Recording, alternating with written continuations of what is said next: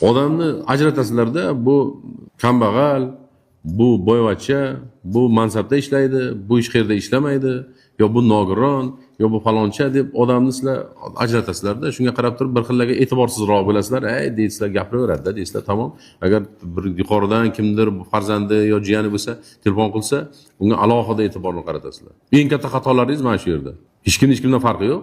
Hamma shu o'tirganlar ham mana shu hamma bir xil odam, hamma inson, tamom bo'ldi. Bilmaysizlar-ku, o'sha kelgan, murojaat qilgan odam kimligini sizlar bilmaysizlar-ku hali. Aytadi-ku, balkim Xizrdir o'sha. Sizlar yo'q deb o'tiribsizlar byurokratlar. 50 marta aytganman sizlarga. Eshiklaringizni bitta odam taqillatib, agar kelsa, ish so'raydimi, muammo qiladimi, e'tiroz qiladimi, nima farqi bor uni? Keldimi? Xursand bo'linglar, eshiklaringizni taqillatib kimdir sizdan so'rabdi, pakaslar kerak ekansizlar. Kerak degani bu tirik deganda, qo'pol qilib aytganda. Xudo asrasin kerak bo'lmay qolishdan. Hech kim so'ramay qo'yishdan. Bitta